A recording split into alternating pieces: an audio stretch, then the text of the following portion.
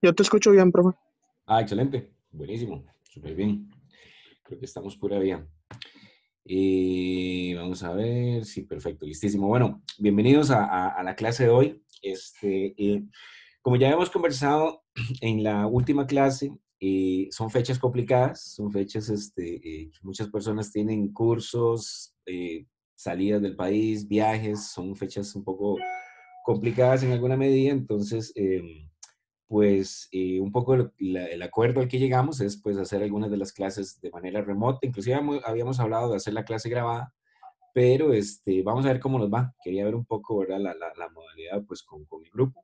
Yo pues ya clases de este tipo pues ya he dado así muchas a nivel virtual, pero a veces bueno, hay detalles que se pueden corregir o ver más o menos cómo funciona el asunto, pero bueno, creo que nos va a ir muy bien, ¿de acuerdo? La clase de hoy igualmente va a quedar grabada para entonces poder bueno, revisar, alguno que la quiera revisar o alguna medida, los que no pudieron participar, pues que la puedan revisar. ¿Ok?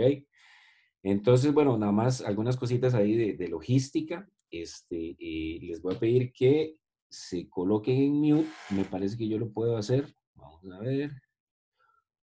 Bueno, sí, mejor colóquense en mute ustedes para cuando quieran hablar, nada más quitan el mute y así no tenerlos ahí, eh, ¿cómo se dice? Eh, en silencio, ¿de acuerdo? Entonces, bueno, cualquier cosa ahí, nada más, ¿verdad? Se quitan el mute y ahí hablan si tienen algo que decir, ¿ok?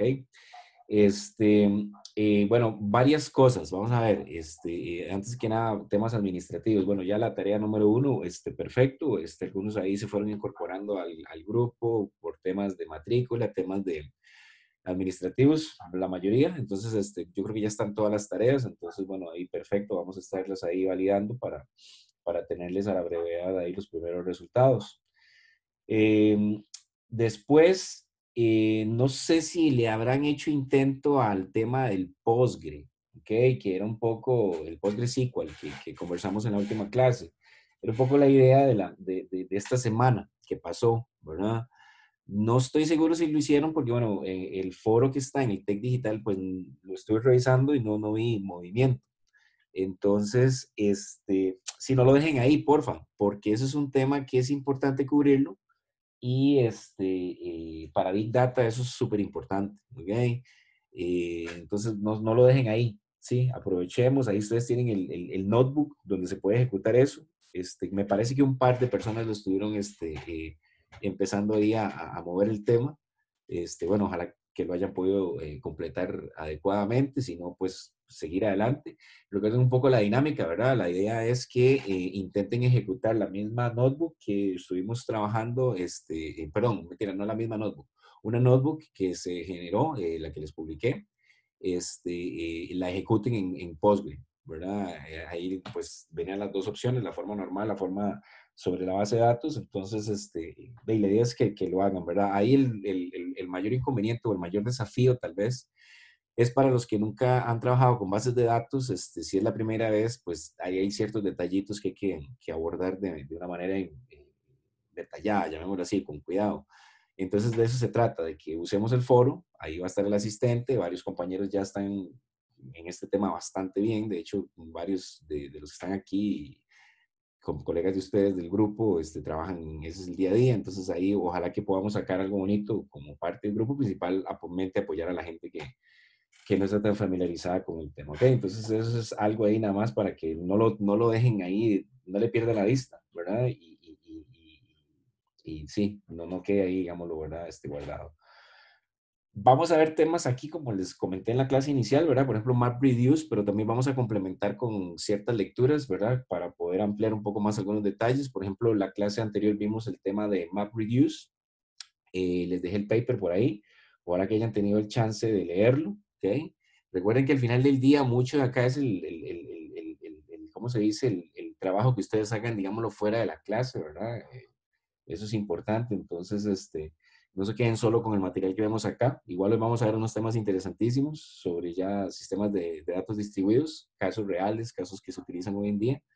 De nuevo, jamás vamos a abordar los detalles en una sola clase sobre este tema. La idea es que ustedes expandan un poco con algunas lecturas ahí que les vamos a dejar para que le den una mirada, ¿de acuerdo? Y pues por supuesto, pues ahí tenemos las tareas, que de hoy va, pues va a salir la segunda, que ya les contaré más adelante un poco de qué se trata, ¿de acuerdo? Último tema administrativo, Tech Digital. Varios me han escrito y los he metido al Tech Digital. Si alguno todavía no está en Tech Digital, si alguno no sabe siquiera si tiene acceso o no, de nuevo, hacerlo saber a la brevedad, porque ya, por ejemplo, con la tarea 2 que vamos a tener hoy, el Tech Digital ya es, lo necesitan y lo necesitan mañana, ¿sí? Entonces, no lo dejen ahí, ¿de acuerdo? No lo dejen ahí, porque se les va a acumular y bueno, no es esa la idea, ¿de acuerdo? Entonces, es básicamente un poco eso, ¿ok? ¿Qué más tenemos como tema administrativo? La clase de ODEN 8, igualmente todavía no tenemos claro si la vamos a tener presencial o virtual. Eso es algo que vamos a resolver esta semana. Es muy probable que sea presencial, muy probable, pero estamos todavía validando algunas cositas. Entonces, igualmente yo les dejo saber en el transcurso de la semana para ver cómo vamos a abordar la clase 3, que sería la de la próxima semana. ¿De acuerdo? Esos son los temas administrativos. No sé si tienen ahí algún tipo de comentario, alguna duda en estos temas administrativos.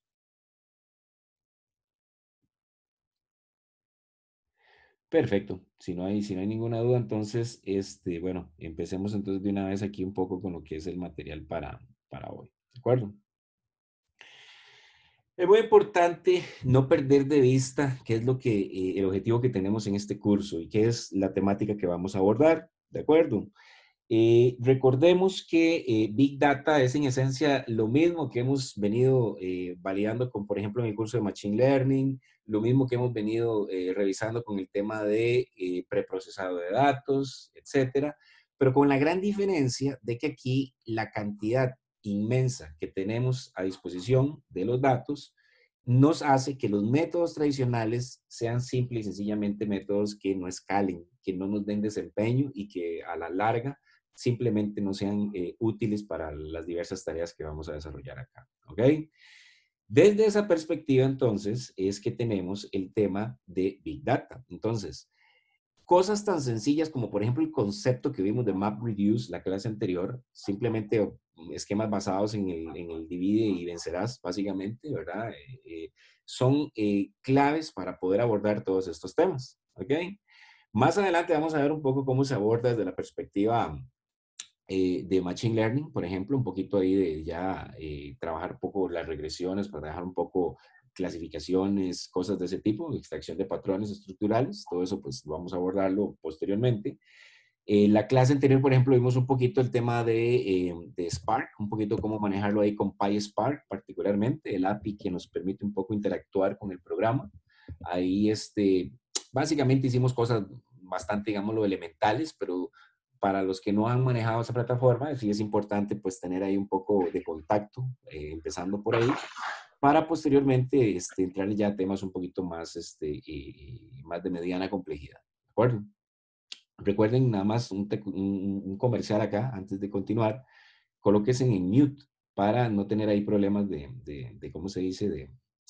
De audio, ¿cómo se dice? Cruzado, ¿sí? Si tienen algún comentario, alguna pregunta, simplemente le quitan el mute y ahí pues lanzan ahí lo que, lo que quieran decir, pero de momento sí tenganlo ahí en mute para no tener ahí mucho ruido en la conversación, ¿ok?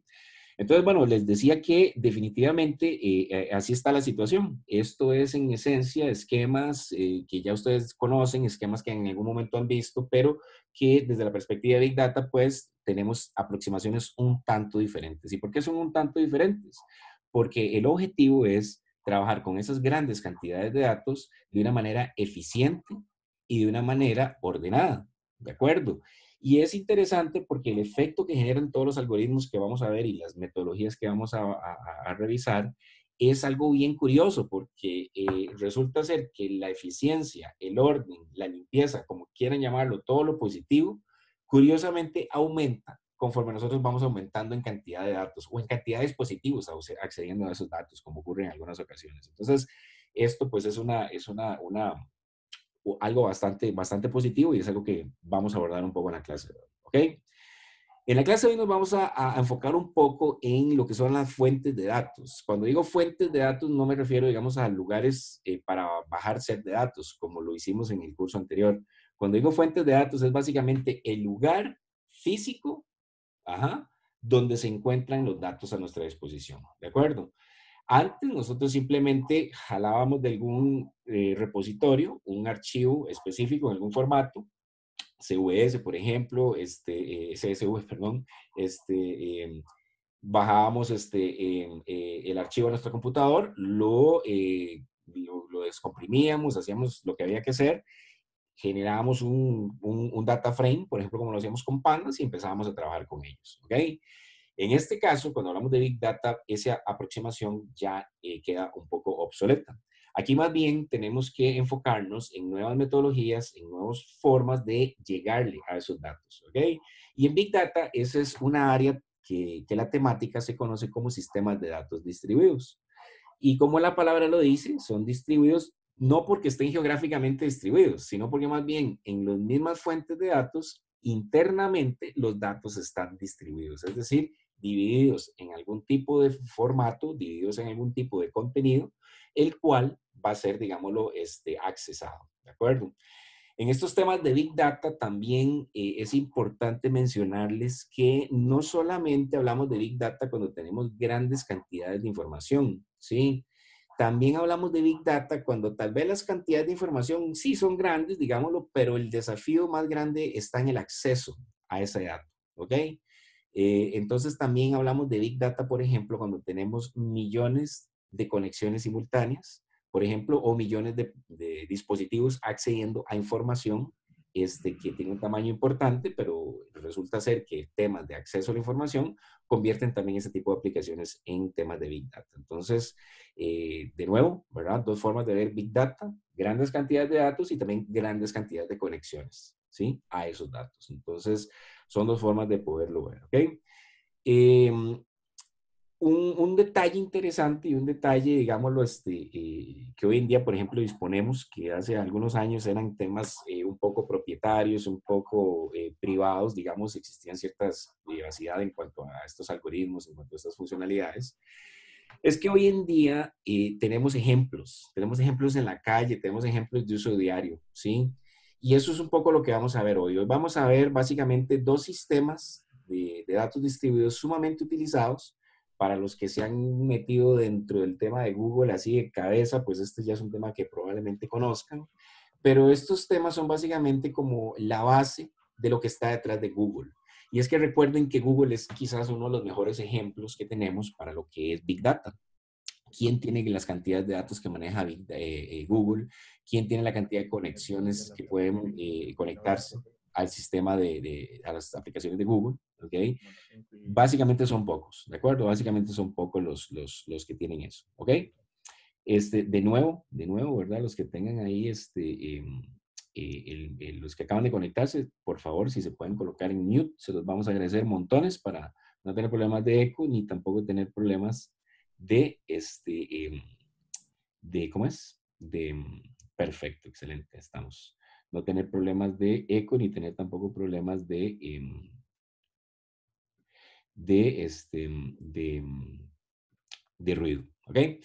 Entonces les decía que vamos a ver un par de sistemas de datos distribuidos bastante comunes, son bien interesantes porque ¿quién de aquí no usa Google? ¿Quién de aquí no tiene un Gmail? Bueno, algunos tal vez no, muy pocos, pero la mayoría de personas utiliza Google en el día a día y es la razón por la cual se convierte en el mejor ejemplo de Big Data quizás, ¿ok?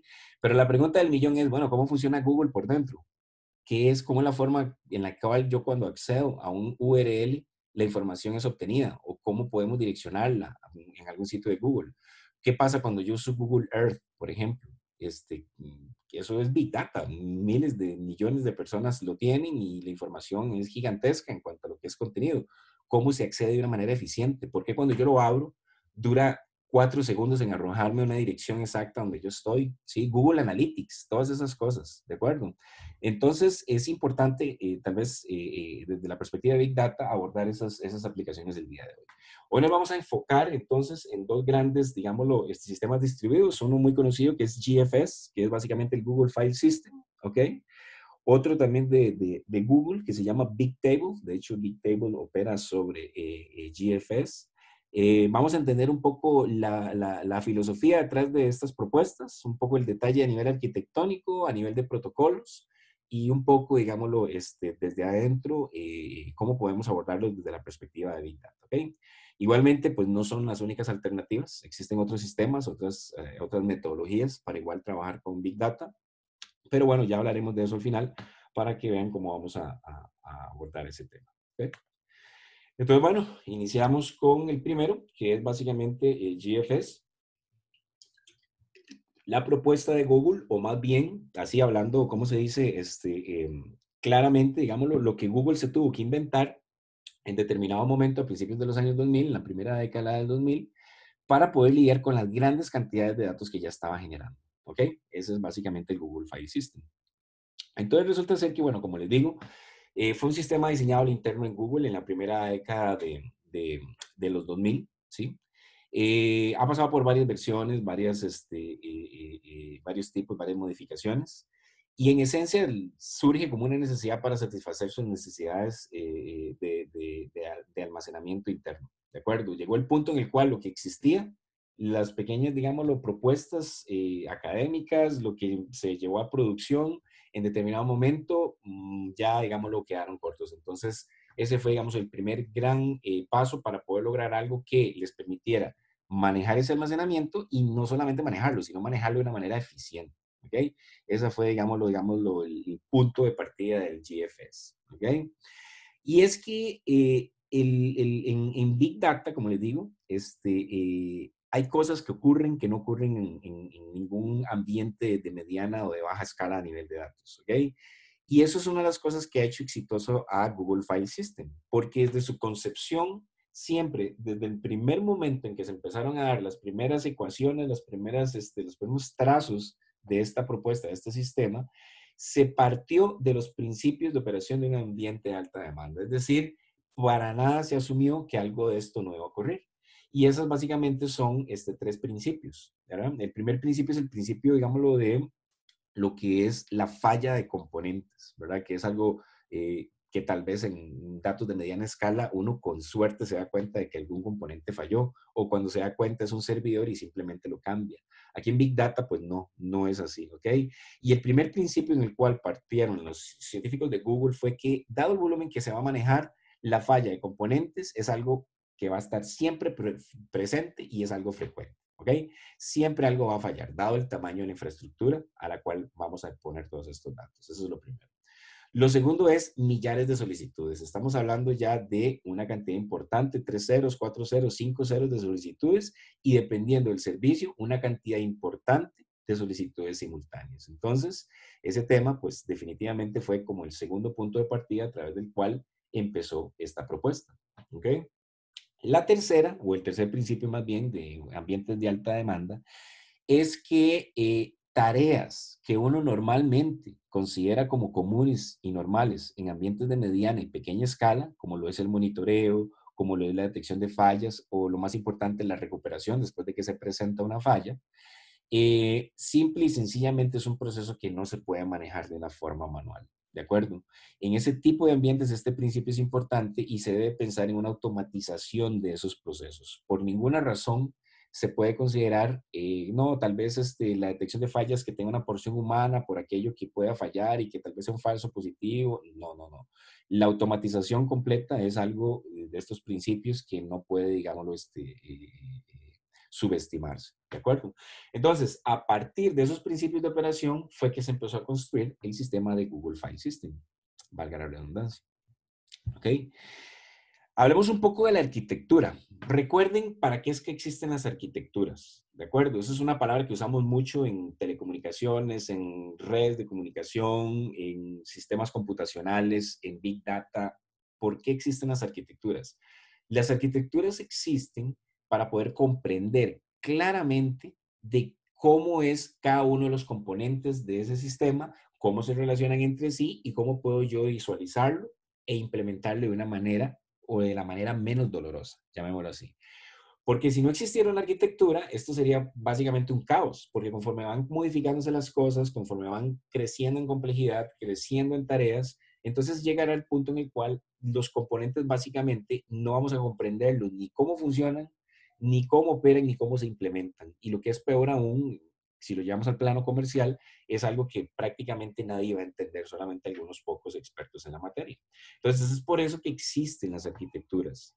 Desde la perspectiva de GFS, por ejemplo, la arquitectura más importante es los componentes, ¿ok? Ver los componentes. Entonces, ¿cuáles son los componentes? Los componentes son, primeramente, un sistema que se conoce como el máster o el maestro, ¿ok? Ya ahorita vamos a ver qué hace, dónde está y cómo se conecta con lo demás. Es decir, vamos a ver el detalle de la arquitectura. El segundo componente es algo que se llaman los chunk servers, ¿ok? Los chunk servers, podemos verlos como se le llaman como, se le conoce en español como los servidores de trazos, ¿verdad? Ahorita vamos a ver qué es eso, los chunks de los trazos. Bueno, pedazos también se le llama, bueno, tiene varios nombres. Pero el tema es que vamos a tener múltiples de estos servers, los chunk servers, ¿ok? Y finalmente tenemos el tercer componente arquitectónico, que son los clientes, es decir, los que solicitan la información, los dispositivos, las computadoras, las tabletas, como quieran llamarlo, que básicamente está haciendo la requisición de esa información en cuestión. ¿Ok? Estos son entonces los tres componentes fundamentales, el maestro, los chunk servers y los clientes. ¿Ok? Ya vamos a ver en unos segundos cómo interactúan entre sí. ¿De acuerdo? El principio de operación es el siguiente. ¿Ok? Tenemos archivos que se dividen en pedazos o en trazos, que son los chunks, ¿ok? Eso es lo primero que tenemos que saber. Los archivos se parten en pedazos, ¿sí? Un detalle que les comentaba al principio de lo que hace que Big Data sea distinto a lo demás. La información es la que se distribuye y la que se parte. En este caso, los archivos, ¿ok? El maestro, que es una entidad que vamos a tener pues por ahí, que ya se las voy a mostrar en unos segundos, asigna un identificador a cada chunk, ¿ok? Esa es, digámoslo, otra de las tareas que se llevan a cabo aquí como parte de la operación, ¿sí? Los chunk, o cada uno de ellos, se replican en múltiples chunk servers, ¿de acuerdo? El valor por defecto es de 3, el valor de replicación, ¿ok? Entonces, de nuevo, tenemos los archivos, los partimos, el master les asigna un identificador único y cada uno de ellos se replica en múltiples chunk servers, que son la otra entidad, ¿de acuerdo? Resulta ser que la conexión o la forma en que se acceden esos chunk server desde la perspectiva de los clientes no puede ser un proceso simple y sencillamente de request y de get, digámoslo, ¿verdad? O send request y receive response, como se hace normalmente. Tiene que haber todo un protocolo, ¿sí? Porque recuerden que aquí estamos hablando de una cantidad importante de archivos y una cantidad importante de trazos o de chunks de esos archivos. Entonces debe existir un protocolo. Recuerden lo que es un protocolo, ¿verdad? Un protocolo no es nada más ni nada menos que una convención en la forma en la cual dos entidades interactúan. Por ejemplo, en telecomunicaciones, ahí estamos abarrotados de protocolos de comunicación, ¿sí? Un protocolo no es nada más ni nada menos como, por ejemplo, cuando uno llega a un restaurante, ¿sí? ¿Cuál es el protocolo de llegar a un restaurante? Bueno, yo llego, me quito mi chaqueta, pregunto que si tienen una mesa disponible, el mesero va a buscar la mesa, el mesero se devuelve y me dice que tiene una disponible, que lo siga, yo me voy a la mesa y me siento. ¿Sí? Algo tan simple como eso es un protocolo, ¿sí? Si eso se estandarizara, yo no me puedo salir de ahí, pero claramente como es algo tan, digámoslo, tan sencillo como por ejemplo llegar a un restaurante, una mesa y sentarse, puede cambiar. Pero si por ejemplo alguien dijera, bueno, ese es el protocolo para entrar a cualquier restaurante y nadie puede salirse de ahí, ese es el protocolo estándar para lograrlo. Lo mismo pasa con las telecomunicaciones. Cuando ustedes levantan el teléfono o cuando ustedes encienden su celular y hacen una llamada, hay algo que envía una solicitud que es estándar, esa entidad le responde, se establece un túnel y ahí se establece una comunicación. Eso está totalmente protocolarizado, precisamente para mantener la estandarización de las tecnologías. Bueno, en esta arquitectura de Google File System, la comunicación entre clientes y chunk servers está protocolarizada, es decir, hay un protocolo para hacerlo y ya lo vamos a ver en unos instantes cuál es ese protocolo, ¿ok? Otro detalle importante tiene que ver con los clientes. Vean que los clientes en cierta medida son los que hacen la solicitud de la información, los que necesitan esa ese chunk de la información o esos chunks para obtener ese archivo al cual están solicitando. Entonces vean que tenemos a los master, a los maestros y a los chunk servers. Entonces la pregunta del millón es, ¿cómo interactúan los clientes? ¿Interactúan con el maestro? ¿Interactúan con los chunk server? ¿Cómo interactúan? Ok, aquí digámoslo como parte de la operación, lo podemos resumir en una regla bastante sencilla y es la siguiente. Nosotros tenemos dos tipos de datos, o más bien tenemos dos tipos de información, perdón. La primera es los datos como tal, es decir, los archivos a los cuales yo quiero solicitar. Y la segunda es la información de control. ¿Qué es la información de control? Todo lo que es quién se conecta con quién, el protocolo de comunicación entre clientes y chunk servers, todo lo que es tráfico de control, todo lo que es operativo, ese es el segundo tipo de información.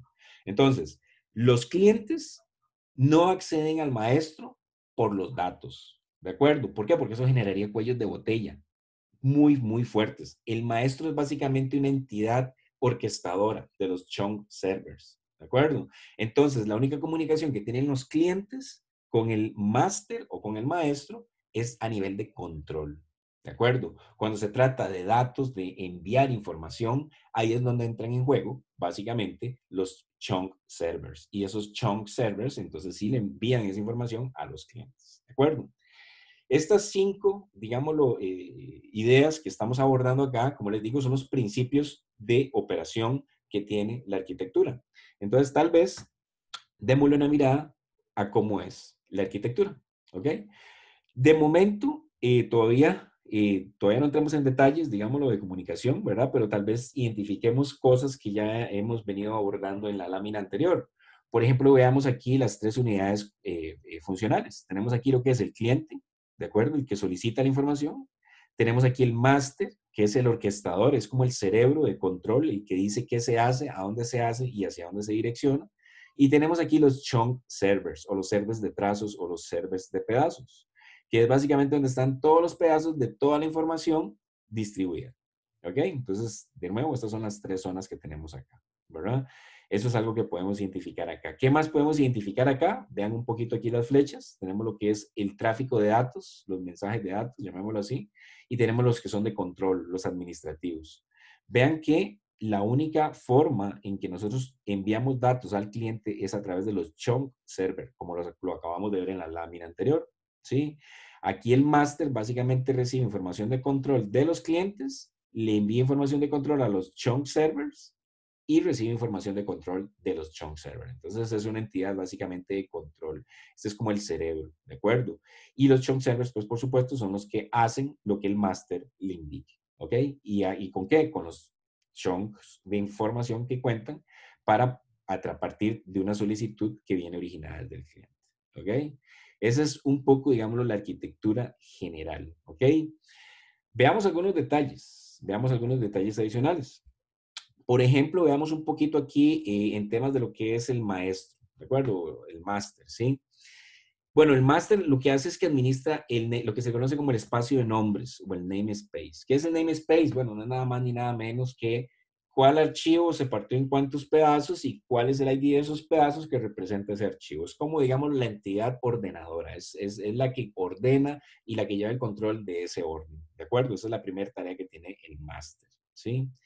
¿Qué otra tarea tiene? Bueno, está a cargo toda su responsabilidad de lo que es la información de control y acceso. ¿Quién accede a qué y cómo lo hace? ¿De acuerdo? Esa es básicamente otra de las tareas fundamentales que tiene el bloque maestro. También tenemos la tercera, que es el mapeo de archivos y chunks, es decir, la localización de los mismos. Si yo tengo un requerimiento de un archivo por parte de un cliente, ¿cuáles son esos chunks que representan ese cliente para que esos chunk servers se los envíe? Bueno, esa es la labor del máster. ¿Ok? Esa es la labor del máster. Como les digo, es como el cerebro. ¿Ok? También otra labor que tiene la recolección de basura. Cuando hablamos de basura nos referimos a chunks, es decir, a pedazos, a trozos de información que en determinado momento quedan huérfanos. Por alguna razón se eliminaron, ya no sirven, se descontinuaron, lo que fuese, pero quedaron trazas de esos archivos. Bueno, se les considera al cabo de un tiempo como huérfanos. ¿Quién lleva el control de quién es un pedazo huérfano? ¿Quién lleva el control de cuáles son trazos que son verdaderamente parte de un archivo real en uso? Bueno, eso lo hace el máster. Es otra tarea que tiene el máster, ¿ok? Y luego también otra de las funciones que tiene es la del movimiento, digámoslo, de los trazos entre los chunk servers, ¿de acuerdo? De repente, tal vez por algún tipo de regla, algún trazo se encuentra en el server que no le corresponde, bueno, lo migra al que corresponde para que se lleve, digámoslo, el orden del archivo para que en el momento en que sea ejecutado, o más bien solicitado, se ejecute la adquisición de esos chunks para enviar ese archivo completo al cliente que lo está solicitando. Entonces, la migración de chunks entre servidores, el movimiento de trazos entre servidores, es otra de las tareas que ejecuta el máster. Entonces, de nuevo, si ustedes se fijan, el máster no es nada más ni nada menos que el cerebro orquestador de todo esto, ¿ok? Es el cerebro orquestador. Eso es un poco, digámoslo, la idea con el maestro, ¿ok? Por otro lado, tenemos el chunk server, ¿sí? Y bueno, ¿qué hace el chunk server? Básicamente lo que le diga el máster, ¿sí? En otras palabras, estamos al frente del concepto nada más y nada menos que de master slave, ¿de acuerdo? Sí, un concepto que se usa en muchísimos ámbitos y aquí pues el slave es lo que se conoce como el chunk server. ¿Cuáles son las tareas que ejecuta el chunk server? Bueno, primeramente, los clientes lo acceden directamente. Perfectamente los clientes lo pueden acceder. ¿Para qué? Para algún tipo, digamos, por ejemplo, de información. ¿Sí? Generalmente, el chunk server es una máquina de bajo costo, porque lo que importa es el almacenamiento, digamos, al final del día. La operación, el control, lo ejecuta el máster. Entonces, generalmente son simplemente, digámoslo, repositorios de archivos, donde básicamente hay pedazos de archivos que hacen lo que le indique el máster y lo envían al cliente que así se lo indique el máster. ¿De acuerdo? Y estos archivos también corren un programa cliente. Perdón, estos servidores, perdón, los chunk server, corren un programa cliente. Es decir, tienen un programita que es básicamente el que entra en comunicación con lo que es el cliente, que también tiene otro programa, y lo que el máster indica a nivel de control. ¿Ok? Entonces, de nuevo, una arquitectura master-slave, donde el máster es el máster, valga la redundancia, y el slave es el chunk server. ¿Ok? Les mencioné anteriormente que pues, con el fin de poder establecer comunicación del cliente con el resto de la arquitectura, debemos disponer de un protocolo. El protocolo, como ya se los indiqué, es un ordenamiento en la forma en la cual se establece la comunicación. Ese protocolo básicamente consiste en el siguiente. Son básicamente 4 pasos. ¿Ok? Paso número 1. Los clientes solicitan una serie de bytes, ¿ok? Que eso es en esencia el nombre del archivo, como sería en un sistema de datos convencional, que si nos vamos aquí al slide este, es básicamente esto, ¿verdad? Que vemos aquí, donde el cliente solicita, hace esta solicitud más bien a lo que es el máster, ¿ok?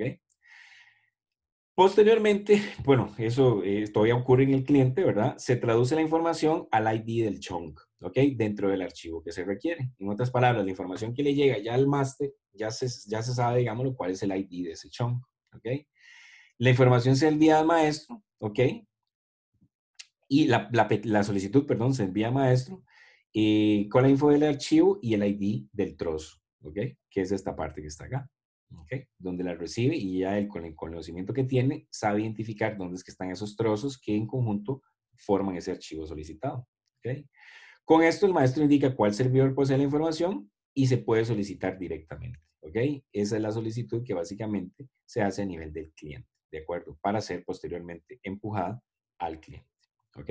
Perdón.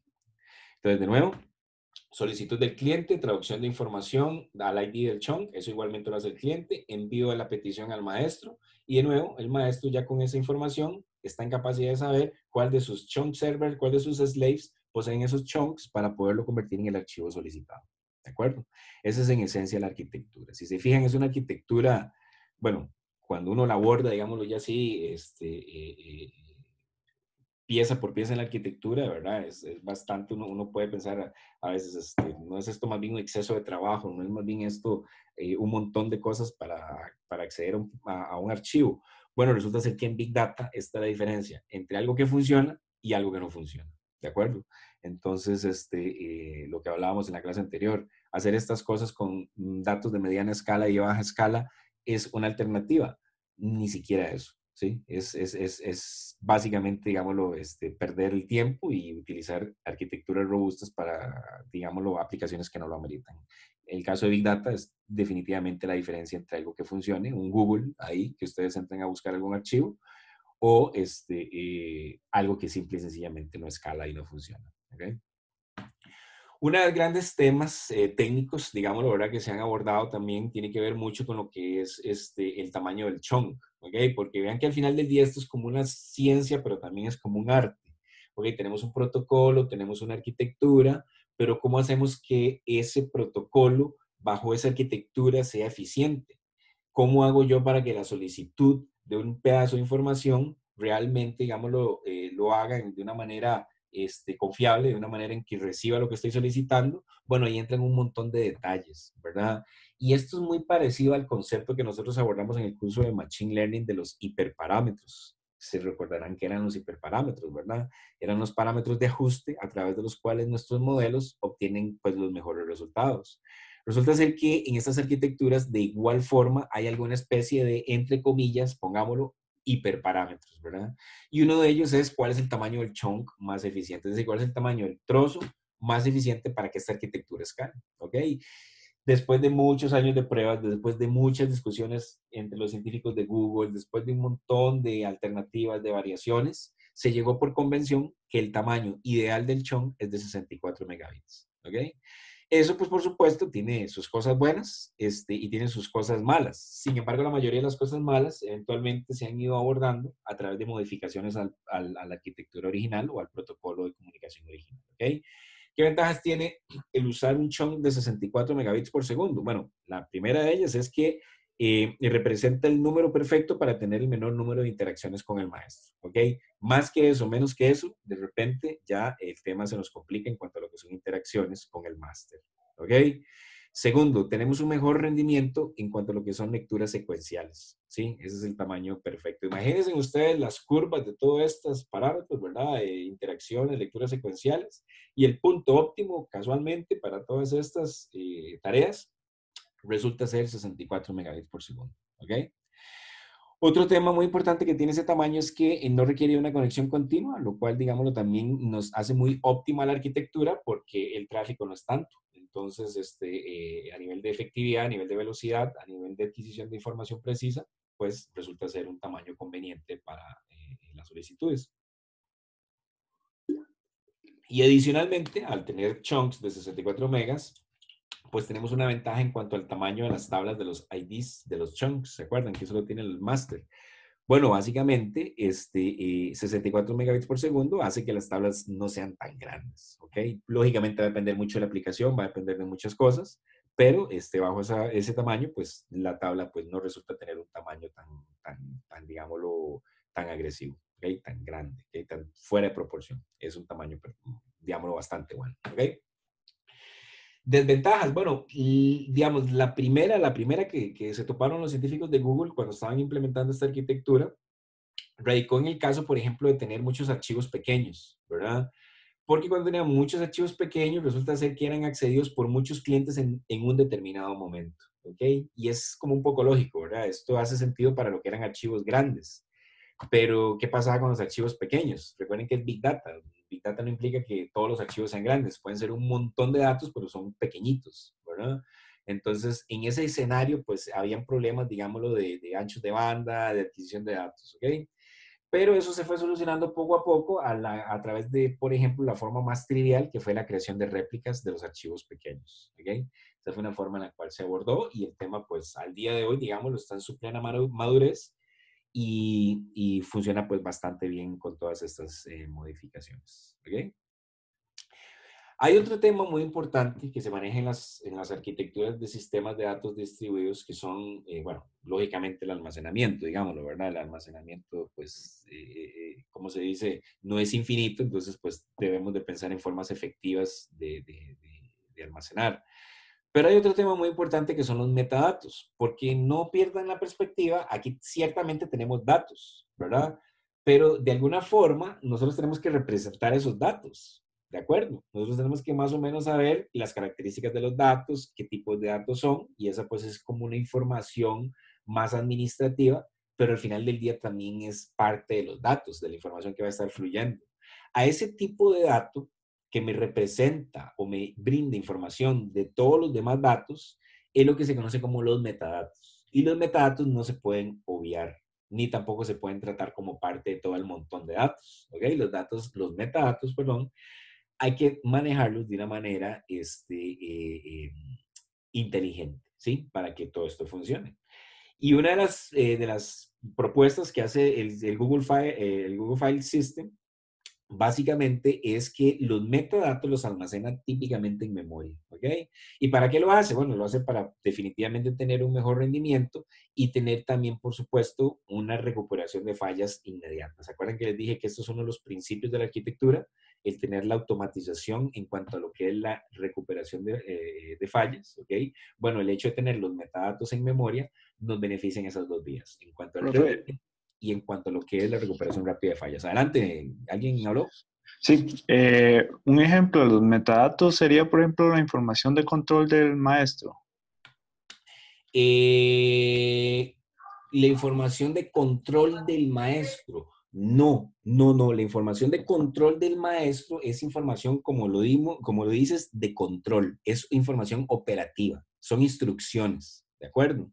Haga esto, solicito esto, este es el pedazo de información. Los metadatos son más bien información propiamente de los datos, ¿ok? Representación, un dato que me representa información relevante de un conjunto de datos. ¿Me explico? Por ejemplo, donde, no sé, empieza una película y termina, o sea, Por ¿en ejemplo, qué eso es un registro? metadato. Eso es un metadato, Ah, ok. exactamente. Por ejemplo, exactamente es un metadato, exactamente. ¿Qué es una película? Eso es un metadato, exactamente. Así es. Es información representativa, ¿de acuerdo? Es información representativa. Pero lo que son instrucciones, sí son instrucciones. Eso es control. ¿De acuerdo? Jason, Perfecto. Jason, ¿verdad? Sí, Excelente. Te reconocí la voz. ok. Pura vida. Buenísimo. Ok, perfecto, sí, como les decía, ¿verdad? Los metadatos se almacenan en memoria para lo que es temas de rendimiento, recuperación rápida de fallas y también tenemos lo que es el almacenamiento en maestro, ¿verdad? Que ahí entonces ya tenemos otro tipo de información, ¿verdad? La información que se almacena propiamente, que son, digamos, ya el mapeo de archivos y chunks, ¿verdad? Un poco lo que Jason comentaba ahora, ¿verdad? Que se obtiene dinámicamente de los chunk servers, ya es propiamente información de control, ¿verdad? El espacio de los nombres, como les dije, el namespace, ¿verdad? Donde tenemos básicamente una tabla donde dice, este es el archivo y estos son sus trozos, ¿ok? Ese mapeo pues se maneja dentro de lo que es el maestro y también lo que es la localización de las réplicas, ¿verdad? Eso imaginémoslo como otra tabla donde tenemos las réplicas distribuidas de cierta forma que el máster así lo decidió y bueno, esa información de dónde está la réplica que corresponde a tal archivo, bueno, básicamente se tiene o a tal chunk se tiene básicamente almacenada en el maestro, ¿verdad? Y es que lógicamente no todo se puede almacenar en memoria, porque bueno, efectivamente, pues no serían, digámoslo, desde la perspectiva económica, no sería un esquema funcional, o por lo menos que, bueno, Google tal vez sí tenga la capacidad de hacerlo, pero quién sabe hasta qué tamaño crecería esto, ¿verdad? Entonces, la experiencia le ha demostrado a Google que almacenar estas cosas directamente en el máster son bastante convenientes, ¿de acuerdo? El proceso de escritura, pues es bien interesante, ¿verdad? El proceso de escritura podemos verlo como otro protocolo, ¿verdad? Para poder, otra convención, llamémoslo así, para poder ya escribir propiamente en los datos, ¿verdad? Y bueno, tenemos tres importantes aspectos que abordar acá. Por ejemplo, es que, bueno, los chunks están replicados, ¿verdad? Eso es una realidad, ya lo sabemos, ¿verdad? Pero se tiene que contar con un protocolo estructurado para tener esta escritura de datos, ¿verdad? De nuevo, si bien es cierto que esto es un esquema de Google, si bien es cierto que es un esquema que Google está utilizando para sus propios datos, de nuevo, pues se trata un poco de llegar a convenciones estándar, digámoslo, ¿verdad? Para pues tener estos procesos de lectura y escritura bien definidos. Entonces, ese es el primero, ¿verdad? Un concepto importante que se aborda en el proceso de escritura es lo que se conoce como el arrendamiento. ¿Ok? ¿Y qué es el arrendamiento? Bueno, veámoslo acá. El maestro maneja el concepto de arrendamiento que consiste básicamente en asignar a los diferentes chunks secuencial y determinísticamente. Es decir, una forma ordenada de cómo es que están los chunks distribuidos, ¿verdad? Eso es el arrendamiento. Y el chunk que en este momento está asignado se considera como el primario. ¿Ok? Eso es un poquito, digamos, los principios, pero veámoslo aquí gráficamente. Tal vez es un poco más, más fácil verlo, ¿verdad? Aquí tenemos básicamente de nuevo, ¿verdad? El esquema de lo que son las réplicas en la parte inferior, múltiples réplicas, y tenemos también lo que es el máster y lo que es el cliente. De nuevo, tenemos tráfico de control y tenemos tráfico, propiamente los datos como tales, ¿ok? Vean que esta es la parte de los datos y esta es la parte de control, la flechita pequeña. Tenemos paso 1, paso 2, paso 3, 4, 5, 6 y 7. Entonces, veamos paso por paso cómo es un proceso típico de escritura, ¿ok? Veamos cuál es el primer paso. El primer paso consiste en que el cliente le pregunta al máster qué chunk tiene el arrendamiento, ¿ok? ¿Qué es esto que ustedes observan acá? La comunicación entre el cliente y el máster solicitándole cuál es el chunk actualmente que tiene el estado de arrendamiento, ¿ok? El máster le responde y además le envía la localización de todas las réplicas, que es esto que ustedes ven acá. Máster le responde, cliente recibe la información de todas esas réplicas en cuestión, ¿ok? En esencia, la localización. Paso número 3. El cliente envía la información a todas sus réplicas. ¿Qué información? Perdón. ¿Qué información? Bueno, básicamente los datos, ¿verdad? A todas estas réplicas que ustedes ven, observan acá. ¿Ok? Paso número 4. El paso número 4 consiste en que el cliente pide al primario, a la réplica primaria, ¿verdad? Aplicar la mutación, que es esto que está acá. Es decir, ya sabemos cuáles son esas réplicas, entonces ahora sí, básicamente, a formar el archivo, ¿sí? El quinto paso consiste en que el primario reenvía todas las modificaciones a las réplicas usando la secuencia definida por el primario, que es esto que está acá. Básicamente, la comunicación con el resto de las réplicas, ¿sí? El 6 lo vemos como una respuesta desde ya, ¿verdad? Entonces veamos en qué consiste ese 6. Los secundarios confirman al primario las escrituras, ahí es donde básicamente se escriben, ¿ok? Y finalmente, el primario le responde al cliente, que es básicamente este que está acá, ¿ok? Entonces, eso es básicamente el proceso de escritura, la protocolarización de un proceso de escritura típico en cuanto a lo que es el Google File System, ¿ok? El tema aquí, la pregunta del millón es, bueno, ¿qué se considera como un proceso de escritura exitoso? ¿Verdad? ¿Qué pasa si falla alguno de esos pasos? ¿Se repite? ¿No se repite? ¿Qué pasa si fallan múltiples intentos? ¿Qué pasa si la información no llega bien? Bueno, a nivel, digamos, lo de la arquitectura de Google File System, se considera algo exitoso solamente cuando todas las escrituras se llevaron a cabo. ¿Ok?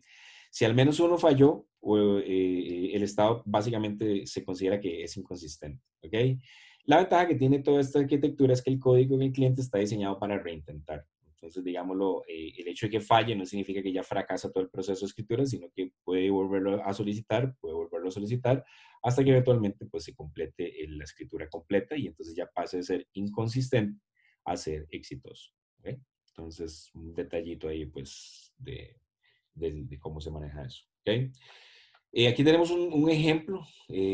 Como les digo, esto lo utiliza Google. Digamos, cuando nosotros accedemos a archivos que están en Google, en los servidores de Google, bueno, lo que está detrás de todo eso es Google File System. Es esto que estamos viendo acá, con todas las reglas de arquitectura y protocolos que pues, ya acabamos de comentar.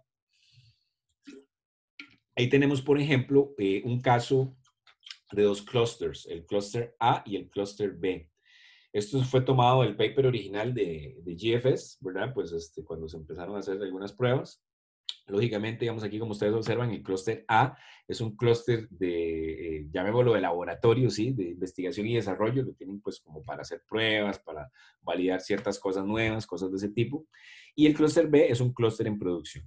¿Okay? Entonces ahí ven, por ejemplo, la cantidad de chunk servers que tiene típicamente una arquitectura de este tipo. Ahí tenemos, por ejemplo, varias centenas, ¿verdad? En cada uno de ellos. Vemos que son valores bastante normales hablar de centenas de chunk servers. Espacio en discos, bueno, ahí tenemos algunas tasas, ¿verdad? De varios teras, ¿verdad? Tal vez, lógicamente, pues la de R&D tiene un poquito menos que la de producción, ¿ok?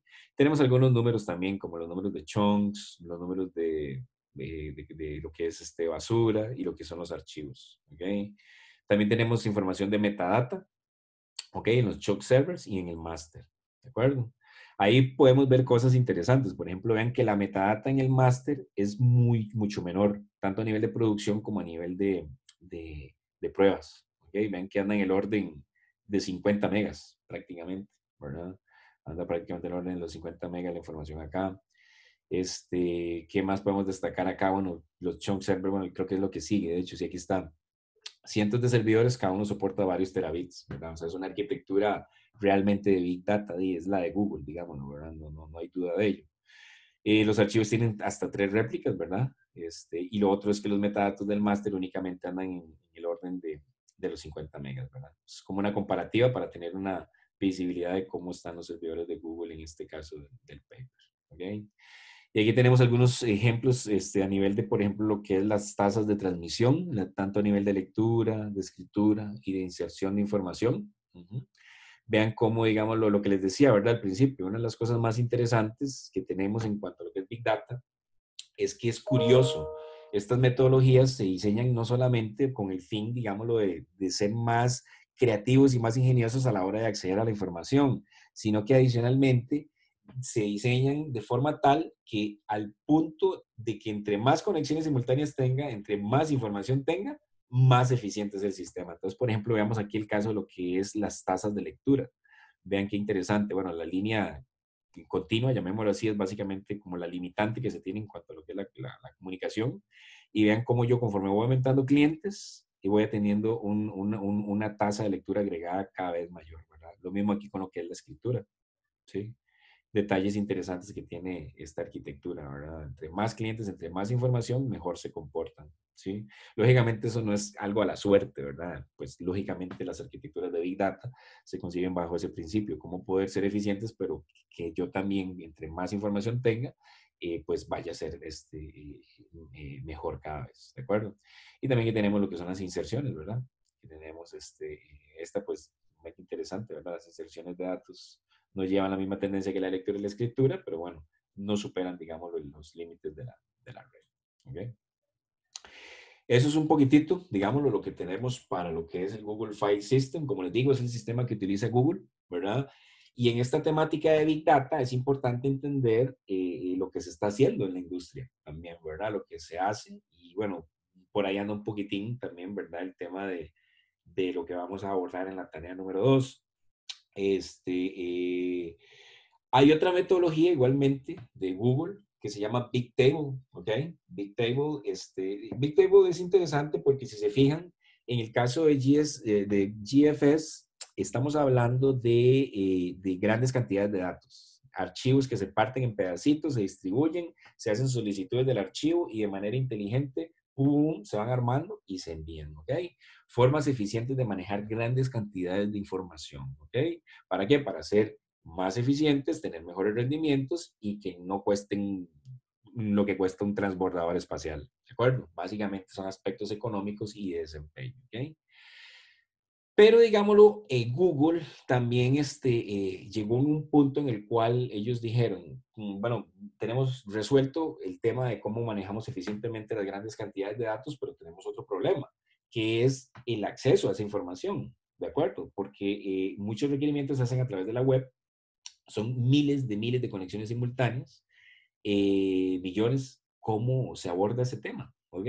Y ahí fue de Big Table, llegó como una parte fundamental de la arquitectura de Google. ¿Ok? De hecho, Big Table funciona sobre la base de GFS, ¿ok? El esquema que acabamos de ver. Y Big Table, de hecho, creo que se creó en el 2004. ¿Ok? Porque en el 2004, bueno, en el 2004 fue como un punto de disrupción en cuanto a conexiones web, digámoslo, ¿verdad? Ya en ese momento muchos servicios se empezaron a tener ya por defecto dentro de la red y ya las cantidades de conexiones simultáneas llegaron a ser comprometedoras para muchos servicios. Big Table llegó a ser una buena alternativa para eso, ¿ok? Entonces, ¿cómo abordamos Big Table? Bueno, primeramente se puede visualizar como un híbrido entre una base de datos y un sistema de archivos, ¿ok? Y como la palabra lo dice, Big Table no es nada más ni nada menos que una tabla grandotota, ¿ok? Y ahí ya les voy a mostrar cómo es esa tabla y qué características tiene, ¿de acuerdo? ¿Cuál es el objetivo primario? Bueno, almacenar datos estructurados, también semiestructurados. De hecho, aquí también me faltó colocar eso, ¿verdad? No solamente datos estructurados, sino también semiestructurados, tema que abordamos en la primera clase, que puede escalar a tasas de Big Data, es decir, petabytes, por ejemplo, ¿sí? De una manera rápida y confiable y muy importante, a lo largo de miles de máquinas, a lo largo de miles de conexiones simultáneas. Ese es, digámoslo, el adicional que tiene Bigtable, ¿verdad? Que no es solamente los datos, sino la cantidad de dispositivos que acceden a esos datos de manera simultánea, ¿ok? O en determinados momentos. Entonces, eso es un poco el objetivo primario. ¿Cómo es la estructura de Bigtable? Bueno, podemos visualizarla como celdas tipo string, ¿sí? Que pueden ser referenciadas por un nombre de fila y un nombre de columna, que es también tipo string. Entonces, veámoslo así. Aquí tenemos ya el primer concepto de Bigtable como arquitectura. Tenemos algo que se llama la fila y algo que se llama la columna. ¿Ok? Bueno, es un Bigtable. Lógicamente va a tener filas y columnas, pero ya vamos a ver en un instante a qué nos referimos con la información de esa fila y la información de esa columna. Otra forma también de visualizar su estructura es verlo como un mapa multidimensional persistente y distribuido, dado por un par llave-valor. ¿Se acuerdan cuando hablamos de MapReduce, que hablábamos de un key y un value? Bueno, algo similar. De hecho, todo esto que ustedes están viendo acá y lo que vimos anteriormente, todo eso nace a partir de las ideas de MapReduce, que son, digámoslo, las bases de todo esto. ¿Ok? Entonces, tenemos varias cosas. Tenemos información de la fila, que es un string. Tenemos la información de la columna, que también es un string. Y tenemos información del tipo, ¿sí? Que eso es un integer, básicamente. ¿Ok? Y toda la información en conjunto, pues, básicamente se nos comporta como un string. ¿Ok? Tal vez es importante visualizar a Bigtable con este ejemplo que ustedes ven acá. ¿Ok? Como les repito, aquí en la primera parte, en Google File System, abordamos el tema de la partición de archivos, de cómo podemos ser efectivos para manejar grandes volúmenes de datos. Aquí también estamos haciendo lo mismo, pero también nos enfocamos un poco en la otra parte que no se abordó, en el caso del anterior, que es la cantidad de conexiones que pueden llegar a acceder a la información. ¿Ok? Entonces, por ejemplo, Bigtable, como les digo, en el 2004 surge como una necesidad muy, muy elemental para lo que eran las páginas web. De hecho, ese fue lo que motivó a los científicos de Google a crear Bigtable. ¿Ok? Ese es un caso de uso que casualmente fue el caso que dio origen. ¿Ok? Entonces, ¿qué es lo que tenemos acá? Bueno, básicamente lo que tenemos es la estructura anterior que yo les comenté a nivel de lo que es, a nivel de lo que son filas y a nivel de lo que son columnas, ¿ok? Entonces, es más o menos lo que observamos acá. Esto que ustedes observan aquí, com.cnn.www, ¿ok? Es lo que se conoce como las filas llave, ¿ok? Estas son las filas. Y si se fijan, tiene una convención muy interesante que es al revés. Empieza por el com y termina con el www. ¿Ok? Entonces, este es un poco, digámoslo, ¿verdad? La convención que tiene Bigtable y esto es lo que se conoce como la llave fila, el row key, ¿sí? Así es como se le llama a esto. ¿Ok? Luego, ¿qué es lo que tenemos acá? Contents, anchor, anchor. Esto es lo que se conoce como las columnas. ¿Ok? Entonces, analicemos un poco este ejemplo. ¿Qué es lo que se buscaba con Bigtable? Bueno, primeramente, indexar por URL las páginas. ¿Ok? Que es esto que ustedes ven acá. Lo que lo convertiría en un identificador de fila. En otras palabras, cada URL, ¿sí? Era un identificador de fila. En este caso tenemos un ejemplo de un único identificador de fila que es cnn.com. ¿Ok? Entonces aquí se acomoda. ¿Ok? ¿Qué más tenemos aquí? Bueno, dice que la información sobre la página queda almacenada en diferentes columnas dependiendo del tipo de dato y su uso. Entonces, eso es exactamente lo que ustedes observan acá, el contenido, ¿verdad? Por ejemplo, qué es el formato, a qué institución pertenece, cuál es el URL, otras cosas normales en los URLs es, por ejemplo, cuál es el idioma. Podemos agregar aquí tal vez otra columna que se llama idioma, país origen, cualquier cosa que sea relevante, contenido de ese sitio web se almacena en Bigtable en estas columnas que estamos hablando acá. ¿Ok? Y finalmente tenemos lo que es el contenido de las versiones de la página. Como ustedes saben, muchas páginas a veces cambian de versiones, a veces cambian, digámoslo, de cierto formato. ¿Ok? Eso se reflejaba en puntos en el tiempo. Entonces, esos son estos test que ustedes ven aquí. Por ejemplo, bueno, aquí tenemos T3, T5, T6, T9, T8, ¿verdad? Es una forma básicamente de decir la evolución que ha tenido el contenido en esa página en un formato de Bigtable, que es este que ustedes observan acá. ¿Okay? Entonces, analicemos un poquito más en detalle lo de las filas y las columnas, que es, recuerden, ¿verdad? Esta es la fila y estas son las columnas de contenido. En el caso de las filas, igualmente, pues de ahí hay una convención, ¿verdad? Que establece básicamente el límite máximo de una fila y se establece más o menos en 64K, ¿de acuerdo? Sin embargo, el uso común, lo más común que se utiliza es entre 10 y 100 bytes. Entonces, ese es el primer detalle que tenemos que conocer de las filas, ¿verdad? Y un poquito, ¿verdad?, de la información aquí de los metadatos en Bigtable. Las filas son almacenadas agrupadas, basado en un orden lexicográfico. Eso es básicamente esto que ustedes observan acá, digamos, cómo se van acumulando las filas. Un orden lexicográfico es básicamente, en esencia, es como darle un valor a las letras y entonces de repente ordenarlas de acuerdo a ese tipo, digámoslo, de valor que tenga esa letra. Entonces, eso es un poco, digamos, la idea del orden lexicográfico, ¿verdad? Cómo se van acomodando, ¿sí? ¿Qué más tenemos por aquí? Tenemos ahora lo que son las columnas, digámoslo, ¿verdad? Bueno, las columnas es diferente, ¿verdad? Ya las columnas se agrupan, tienen otro tipo de agrupación que se le conoce como las familias, ¿de acuerdo? En las columnas se da el control del acceso, la contabilidad de memoria, compresión de datos, ¿verdad? Esa es información que también es parte de las columnas. La cantidad de columnas de cada familia puede llegar a ser muy amplia, ¿verdad? Bueno, eso va a depender muchísimo de cuál es el URL, cuál es el contenido que tiene esa página web, etcétera. ¿Ok? El nombre de la familia es lo primero que aparece en el nombre de la columna, ¿de acuerdo? Y el nombre de una columna siempre será familia calificador, como lo ven aquí, ¿verdad? Entonces aquí, como ustedes se fijan, tenemos a la familia Anchor y el calificador es esta información que ustedes ven acá, ¿ok? Eso, pues, lógicamente en este ejemplo, ¿verdad? Pues, lógicamente cambia de un ejemplo a otro, ¿ok? Pero en esencia, cada columna siempre será familia calificador, la forma en que se acomoda, ¿ok? Las versiones, y como les dije, sí, igualmente, ¿verdad? Las versiones son manejadas no por consecutivos. Típicamente uno cómo maneja las versiones, V10, 1.0, 1.1, V20, etcétera. Aquí no, en Bigtable la convención es manejarlo por tiempos. Entonces se manejan como T1, T2, T3, T4. Entonces, bueno, parte de la información es estas cosas que ustedes ven aquí, ¿verdad? Cómo va evolucionando el protocolo, el sitio web, perdón. ¿Ok? Lógicamente, las versiones más recientes son las que se leen primero, ¿verdad? Y un problema que se generó cuando se hizo Bigtable era que llegaba al punto en que habían muchas versiones, digámoslo, ¿verdad? Mucha evolución de las páginas web, como ustedes saben, pues eso va evolucionando. Y en determinado momento, digámoslo, había mucha información que era basura, es decir, información de versiones que ya estaban totalmente obsoletas. Entonces llegó a plantearse en ese momento, digámoslo, la pregunta, bueno, ¿cómo puedo hacer yo para entonces tener más eficiencia en el manejo de la información y descartar así versiones que simple y sencillamente ya ni las utilizo ni son y se consideran obsoletas? Bueno, se creó una cosa que se llama el activador de recolección de basura, ¿ok? Y es un proceso automático, ¿ok? Y es en esencia como una regla, es como un rule, donde básicamente se dice, bueno, no sé, para las últimas N versiones, digamos, si son 20, vamos a ver, si yo ya llevo más de 20 versiones, elimine las 20 anteriores, por ejemplo, cosas de ese tipo, ¿verdad? Basado en un N, donde N es número de versiones. O también respecto a una fecha, digámoslo, ¿verdad? Dependiendo lógicamente del criterio.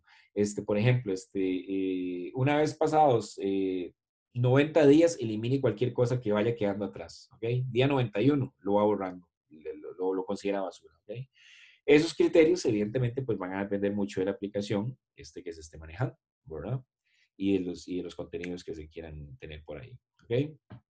Bigtable a nivel de almacenamiento, bueno, recordemos que GFS, vimos ahí que GFS tiene un almacenamiento en memoria y un almacenamiento en el master, ¿de acuerdo? Bueno, aquí hablamos básicamente de que en cuanto a lo que es el almacenamiento puramente, digamos, lo de Bigtable, reside sobre GFS, ¿verdad? Como ya habíamos hablado, y particularmente tiene un formato de archivo, ¿ok?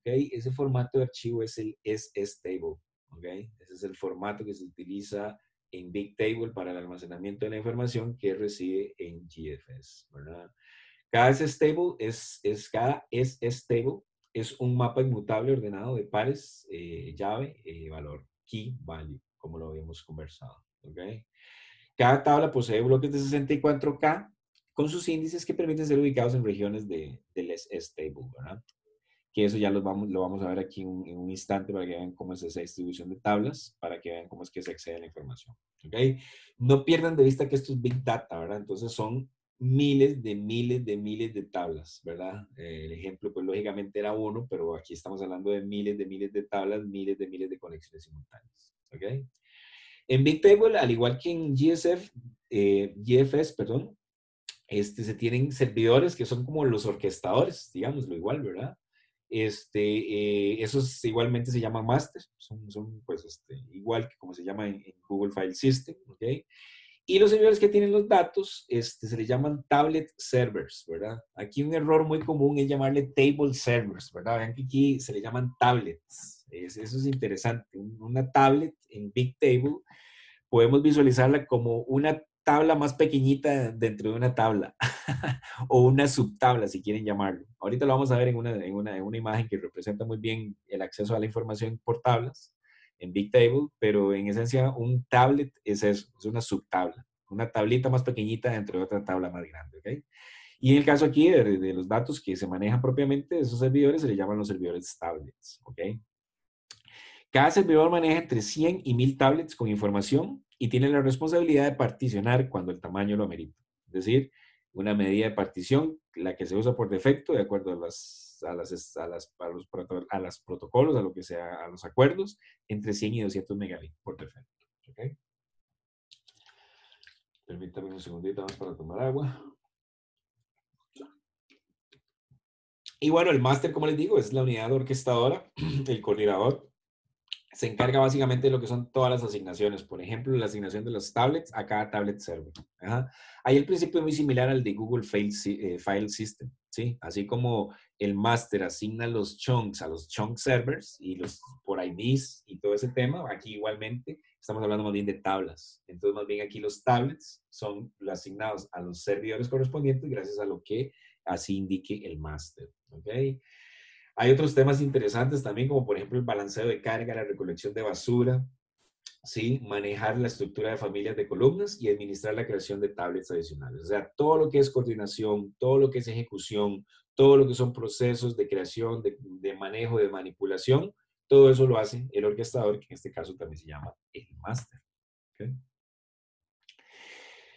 Poquito más de información en cuanto a los servidores, ¿verdad? La comunicación de los clientes. Bueno, igualmente, ¿verdad? Vamos a ver, acuérdense que en Google File System dijimos que los clientes se comunican apenas con algunos datos de control con el master, ¿verdad? Aquí es exactamente la misma historia, ¿verdad? Los clientes, básicamente, se comunican directamente con los servidores de tablets, con los tablet servers, pero la comunicación es mínima con el máster en Bigtable, es mínima igualmente. Y eso va a ser igual en cualquier arquitectura porque al final del día la entidad de control existe precisamente para eso, para independizar el control del manejo de los datos propiamente.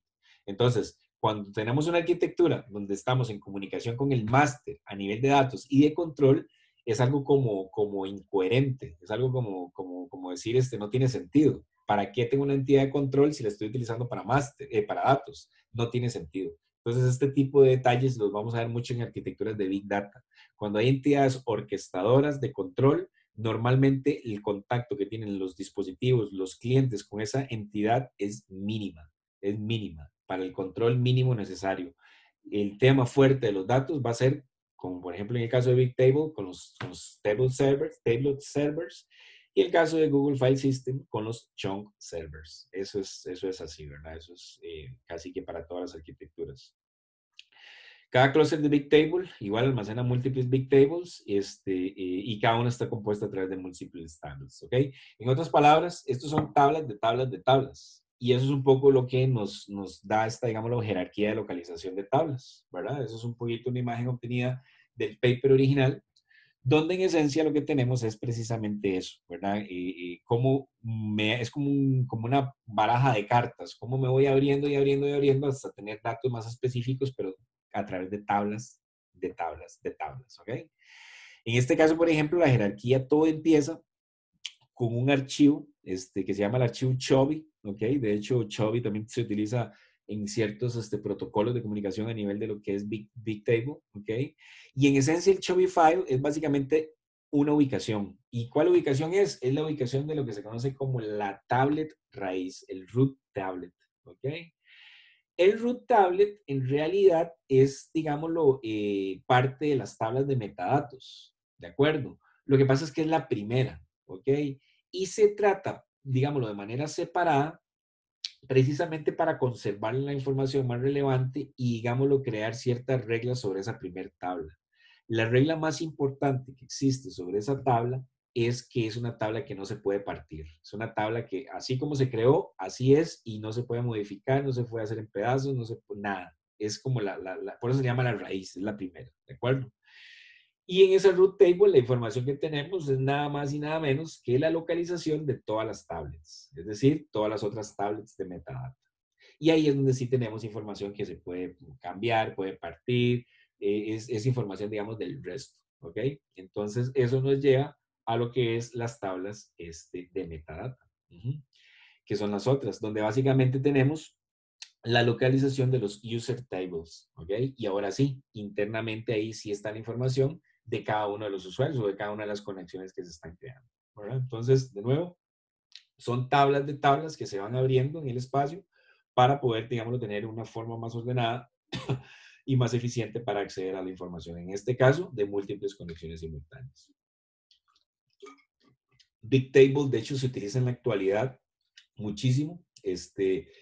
Muchos de los servicios que ustedes conocen utilizan Bigtable, por ejemplo, para mencionarles un par, Google Finance, por ejemplo, utiliza Bigtable, Google Earth utiliza Bigtable, ¿qué más? Vamos a ver qué más, hay un montón, Google Maps, hay muchísimos, Google Analytics, prácticamente un montón de servicios de Google utilizan Bigtable. De hecho, Bigtable se puede adquirir como un servicio. Y entonces, digamos, por ejemplo, ustedes buscan servicios de Google y hay un Google ahí Cloud que se llama Bigtable over Google Cloud, una cosa así, ¿ok? Entonces, es algo bastante vigente y bastante utilizado en muchos casos, ¿verdad? En el paper original, por ejemplo, que les voy a recomendar que lean una lectura, ¿verdad? Para ampliar un poco más algunos detalles que abordamos en esta clase. En el paper original viene un estudio de rendimientos bajo diferentes escenarios, como un benchmark, digámoslo, ¿verdad? Se hacen varios experimentos diferentes y se aumenta básicamente, o se tienen diversos escenarios de table servers, ¿ok? Entonces, este es un caso muy interesante donde básicamente pues se tiene una topología, digámoslo, ¿verdad? Un escenario en realidad, donde se tienen N tablet servers, bueno, lógicamente van cambiando, unos 50, 250 y 500, con características iguales, ¿verdad? 1 GB de memoria, ¿ok? ¿Qué más? Bueno, teníamos ahí N clientes generando carga de lectura sobre Bigtable, ¿ok? R se define como el número de filas de cada prueba, bueno, en el caso ahí del paper, ahí vienen unas curvas adicionales en cuanto al número de filas, para que escribir alrededor de 1 GB de datos por servidor de tablets, ¿verdad? Entonces aquí tenemos un poco los números, ¿verdad? De cada uno de ellos, ¿verdad? Y los diferentes escenarios, ¿ok? Diferentes escenarios, como les digo. ¿A qué nos referimos con diferentes escenarios? Diferentes características, ¿verdad? Por ejemplo, el sequential write, ¿verdad? Que es sequential writes, que está aquí con las X, ¿verdad? Este primero, pueden ver. Sí, correcto, este que está por aquí. Ese sequential writes, básicamente, bueno, tiene una característica en cuanto a lo que es el número de filas, los rangos de tamaño, ¿verdad? Donde n son la cantidad de conexiones simultáneas y, bueno, r es el número de fila, digamos, ¿verdad? Tiene filas entre 0 y r-1. Y se hacen ciertas modificaciones a esa prueba. Por ejemplo, cada rango fue asignado por un calendarizador a los clientes conforme se iba terminando cada uno. Y en cada fila se escribía un string aleatorio. Entonces son como escenarios de prueba donde se llevan a cabo mediciones y se obtiene una curva, ¿ok? Específica ahí pues para cada uno de ellos, ¿ok? Aquí es que la X se confunde con el rombillo ¿verdad? De random writes. Random writes, por ejemplo, similar al anterior, pero la fila no era el número secuencial, sino que se le aplicaba al módulo una función hash. Bueno, de nuevo, modificaciones, ¿verdad? Y en este otro igual, el sequential read es igual al sequential write, al primero, pero en lugar de escribir, leía los contenidos. Entonces, variaciones que se hacen, modificaciones, ¿verdad? El scans, por ejemplo, que está acá, utilizaba funcionalidades para obtener múltiples rangos al mismo tiempo basado en el nombre de fila. ¿Okay? Esto permitió obtener más datos en una llamada, ¿verdad? Por eso pareciera ser como el que tiene el mejor desempeño acá en cuanto a lo que es las tasas de lectura-escritura, que es lo que tenemos acá. ¿Okay? Y entonces, de nuevo, ¿verdad? Ven que tenemos un escenario interesante. Entre más grande es el número de tablet servers, pues lógicamente vamos a tener un desempeño mejor en los diferentes requerimientos de cada uno de ellos. ¿Ok? Entonces ahí tal vez se los dejo para que le den una lecturilla al paper para que puedan ahí tener un poco más de información. Como les digo, Bigtable es una tecnología totalmente actual, totalmente utilizada como servicio, se puede brindar a través de Google Cloud. Aquí tenemos algunos números interesantes, por ejemplo, sí, aquí tenemos, vean Google Earth, por ejemplo, que es una aplicación que yo creo que todos hemos usado en algún momento.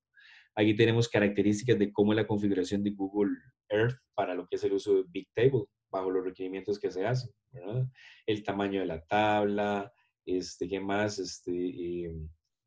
El radio de compresión, número de columnas, bueno, un montón de detalles, ¿verdad? Digámoslo, que ahí pues podemos obtener algún tipo de, digámoslo, de noción, digámoslo, ¿verdad? De cómo se utiliza esto. Google Analytics también, no sé si han utilizado Google Analytics, si alguien no lo ha utilizado, se lo recomiendo, eso está bien interesante porque si tienen un sitio web, si tienen una página web y quieren saber cómo se está accediendo, quiénes la están accediendo, de dónde la están accediendo, de qué dispositivo, cómo, todo eso se puede hacer con Google Analytics, ¿verdad? Y es bastante eficiente, ¿verdad? Y bueno, otra aplicación que utiliza también el esquema de Big Data, ¿ok? Estos son los dos papers de cada una de las metodologías que acabamos de ver, de Google File System y de Bigtable. Igualmente son papers cortos, digamos, yo creo que vale la pena que den una lectura ahí, tal vez como para ampliar un poco más la perspectiva en cada uno de estos métodos, entender un poco más las pruebas que se han hecho, el impacto que tienen, ¿verdad? Eso es algo también interesante. Así que bueno, ahí se los dejo para que le den una lectura. Les recomiendo antes de salir a vacaciones, ¿verdad? Digamos antes del 15 de diciembre, tal vez, ¿verdad? Para que no se les acumule ahí y le saquen provecho a estos contenidos. ¿Ok? Tenemos el tema de la tarea 2. ¿De acuerdo? Tenemos el tema de la tarea 2. ¿Y qué es la tarea 2? Bueno, como ustedes lo acaban de ver, nosotros en esencia lo que tenemos es como una mezcla, digámoslo, ¿verdad? Bueno, un par, digámoslo ahí, de propuestas basadas en el principio del MapReduce, ¿ok? En los principios de divide y vencerás. El GFS, para lo que es un poco el acceso a datos en pedazos. El Bigtable, para lo que es las múltiples conexiones simultáneas de una manera más inteligente, ¿ok? Pero resulta ser que estos dos son como los más populares, digámoslo, principalmente porque es Google el que los utiliza y Google fue el pionero de todo esto. Pero resulta ser que hay toda otra serie de métodos para lo que son sistemas de datos distribuidos, ¿verdad? Tenemos el famoso Hadoop Distributed File System, el HDFS, el Presto Database, Cassandra. Hay muchos por ahí, ¿verdad? De hecho, estos son solo algunos, digamos, lo que coloqué yo acá, pero hay muchísimos. Si, por ejemplo, nosotros pensamos en compañías como Uber, como Facebook, si pensamos en compañías, no sé, de este calibre, digámoslo, de manejo de data, y cada quien se inventa sus cosas, cada quien hace sus modificaciones, etcétera, ¿ok? Y entonces eso es un poco la tarea número 2. La tarea número 2 es ya con el conocimiento de más o menos cómo funcionan las arquitecturas de datos distribuidos, como las que acabamos de abordar en esta clase. La idea es que ustedes hagan una investigación corta de lo que son otras alternativas que están en el mercado, otras alternativas que son la base, digámoslo, de otras arquitecturas. Y es muy importante que las aborden desde dos aristas, llamémoslo así, ¿ok? El primero es entender claramente qué es esa alternativa, ¿sí? Y cómo entienden ustedes claramente cómo es una alternativa. Con un análisis arquitectónico, entender la arquitectura, entender los protocolos involucrados y entender también la parte, ¿cómo se dice? No es eso, básicamente, los protocolos y la arquitectura. La segunda tiene que ver con el marco aplicativo, es decir, qué compañías usan esto, para qué lo usan, por qué son efectivas utilizando esto y no otra cosa. ¿Hay algún conflicto con una con otra? ¿Hay algún servicio que, por ejemplo, yo pueda usar, como por ejemplo Bigtable, que si yo quiero utilizarlo, lo puedo adquirir como un servicio para una aplicación específica? Desde esas dos perspectivas, ¿de acuerdo? Entonces, les repito, La tarea, ya les voy a explicar la logística de cómo nos vamos a distribuir los temas y todo, pero la tarea consiste en investigar, por lo menos cada grupo de trabajo, uno de estos métodos que está acá, ¿ok? Desde dos aristas, la arista de arquitectura y protocolo y segundo, desde la perspectiva aplicativa, ¿de acuerdo? Esos son los dos enfoques que le tienen que dar. Y tienen que hacerlo de manera tal que los otros compañeros puedan leer sobre el tema y entenderlo, ¿verdad? No cometan el error de agarrar un paper y agarrar todo lo que dice el paper y darle un copy-paste o meterse un archivo en internet y no hagan eso. O sea, no se trata de eso. Se trata de ustedes procesar la información, entenderla y plasmarla en un documento. ¿Ok? Eso es la tarea. Vean que aquí tenemos 7 y 8. ¿Ok? Les voy a explicar un poco la logística. Este trabajo lo vamos a hacer en parejas. ¿Ok? Y la asignación de cada tema la vamos a hacer básicamente de una manera muy sencilla. Yo pensaba que hiciéramos un foro para que lo escogieran y definir una hora, pero eso nos puede complicar un poco ahí la situación. No todos creo que tienen acceso al ¿cómo se dice? ¿Cómo es? Al tech digital, etcétera. Entonces, bueno, para evitar ese tipo de circunstancias, lo que les voy a decir es que me manden un correo con las parejas de trabajo. ¿De acuerdo? En el momento en que ustedes gusten. Y conforme vayan llegando los correos, yo voy asignando los temas. Así de sencillo. Y cuando tenemos grupo 9, bueno, el grupo 9 otra vez HDFS. ¿Ok? El grupo 7 y el grupo 8 tiene la oportunidad de buscar un sistema de datos distribuidos que no esté en esta lista. Porque hay un montón, como les repito, esos son solamente algunos de los más populares. Pero tiene la oportunidad de buscar alguno que sea de su interés y que de repente aplique para algún mercado o alguna aplicación que todos los días usamos nosotros, pero no, ¿cómo se dice? No lo conocemos, ¿ok? Entonces, básicamente sería como tema o como tema por escoger, ¿ok? Por abordar, ¿ok? Es básicamente eso, ¿ok? ¿Qué tienen que hacer en la tarea? ¿Ok? ¿Qué tienen que hacer en la tarea? Esto no tiene, ¿cómo se dice? Esto no tiene, eh, es que Webex tiene algo muy interesante que son como polls, entonces uno hace una pregunta, pero bueno, vamos a ver, ustedes han usado o conocen lo que es Medium. Tal vez si me pueden decir ahí rápidamente, le voy a quitar el miedo a todos, bueno, sí, le voy a quitar el miedo a todos, sí,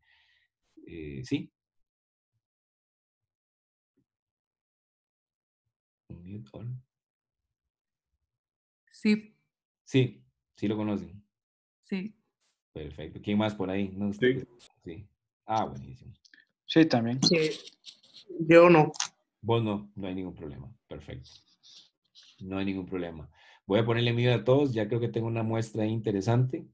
Tal vez no significativa, pero interesante.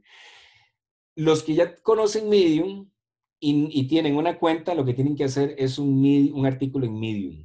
¿Ok? Un artículo en Medium. Los que conocen Medium y no tienen cuenta, sacan una cuenta, es facilísimo, ¿verdad? Y hacen un artículo en Medium. ¿Ok? Los dos, bueno, perdón, uno por pareja, lógicamente. ¿Ok? Este, eso es básicamente la dinámica. ¿Ok? Eso es básicamente la dinámica. Ya estoy recibiendo correos aquí de varios grupos, lo cual me parece excelente, porque me parece que he estado poniendo atención, lo cual es positivo para mí. Pero es eso, ¿ok? Es eso. La idea es que entreguen ese artículo en Medium la próxima semana, el lunes, antes de la clase. La clase es a las 5 de la tarde. No sé si vamos a hacerla les digo, por remota o la vamos a hacer en sitio. Eso es algo que les voy a confirmar. Yo creo que la vamos a hacer en sitio porque me parece que estaría bien. Y es eso. Y la idea es que nos compartan algunos grupos el tema de qué se trata. Es decir, no es una exposición formal, es básicamente, no sé, el grupo que le tocó la metodología XYZ. Bueno, contarnos un poco de qué se trata la metodología XYZ, como les acabo de decir, desde la perspectiva de arquitectura, protocolos, interacción, para qué sirve, por qué existe y quién lo usa desde la parte aplicativa. Es básicamente eso. Es básicamente eso, que nos cuenten ahí algo, ¿verdad? Eso es parte también de la evaluación. ¿Qué grupos van a exponer? Bueno, yo se los indico en la clase de hoy en 8, ¿verdad? Así que no todos van a exponer, van a haber temas repetidos, pero bueno, ahí yo voy a ver qué criterio objetivo puedo utilizar ¿cómo se dice? Para esas exposiciones, ¿ok? Bueno, básicamente es un poco eso. Igualmente yo les voy a mandar un correo con, ¿cómo se dice? Con alguna información, digámoslo, de detalles de la tarea, ¿sí?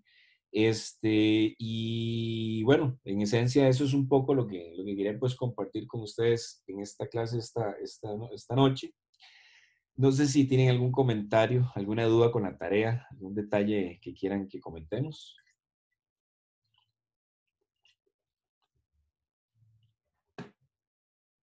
¿Todo clarito con la tarea? Profe, bueno, yo también, y no sé si es todo en inglés. El artículo sería en inglés, ¿verdad? No, lo pueden hacer en español. O sea, Ok. sí, claro, no. El artículo usted lo hace en español. Las fuentes, bueno, las fuentes en inglés normalmente son más, ¿cómo se dice? Más completas, digamos, los papers originales y todo. Pero el artículo háganlo en español. Sí, sí, no hay ningún problema. Eso sí Ah, lo hace muy bonito el artículo, nunca ¿verdad? he visto nada en español, solo en inglés. No, y sí. Ahora bien, si lo quieren hacer en inglés, te hacen en inglés. O sea, yo no tengo ningún problema que lo hagan en inglés o en español. Sí, sí. Digo en español porque es más fácil, digo yo, no sé, tal vez sea más fácil ahí ¿cómo se dice? La, la distribución del tema, pero sí, yo creo que en español está, no, típicamente esto es así, uno cuando hace un blog de este tipo, no sé si alguien ha tenido la oportunidad de hacer blogs de estos, ¿verdad? Pero cuando uno lo hace, lo hacen generalmente en el idioma de la audiencia a compartir, en este caso serían los compañeros, ¿verdad? Entonces, si lo pueden hacer en español, excelente, ya si lo quieren hacer en inglés, pues no importa. A mí me gustaría que lo hicieran en español, honestamente. Ok. Bueno, Profe, adelante, mi estimado. profe, nada más para que lo tengas en cuenta, la otra semana va a explotar las presas, ¿verdad? Porque vienen los aguinaldos. Entonces, yo sé que es bueno tener la clase presencial, pero es muy probable que sea incluso más difícil que hoy. Bueno, ahí está bien. Vamos a ver cómo nos va con eso. Sí, sí, es que la clase anterior que tú no estuviste, bueno, no sé si te contaron, quedamos que vamos a hacer varias. Entonces,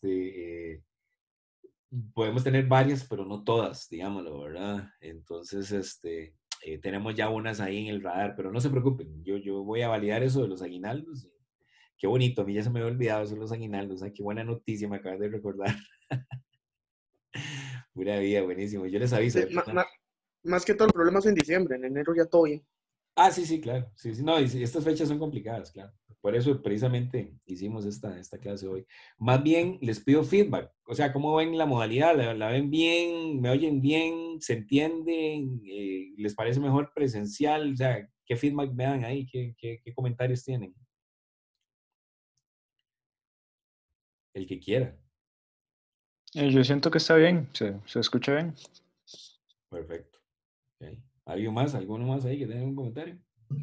No, buenísimo. De mi parte, yo creo que la clase está excelente así. Buenísimo. Perfecto. Súper bien, súper bien.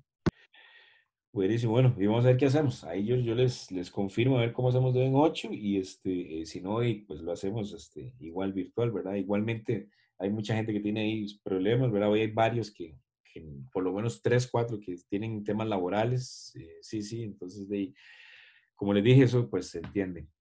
Magnífico. Les mando más tardito un correo a la tarea. Les repito, ya estoy recibiendo aquí los grupos. Y bueno, no sé si tienen algún comentario final, consulta final, lo que quieran comentar. Bruce, nos vamos a dar el link para descargarlo, de la sesión. Por supuesto. No, claro. No lo tengo todavía porque hasta que termino entiendo que me lo genera. Pero sí, sin problema. Yo les paso el link de la, ¿cómo se dice? De la sesión. De hecho, se los va a pasar a todos porque, como les digo, varios compañeros no se pudieron unir a la sesión. Entonces, igual, si quieren revisar algo, lo que ya vimos y todo, ahí para que lo repasen sin problema. ¿De acuerdo? Gracias. Con todo gusto. Buenísimo.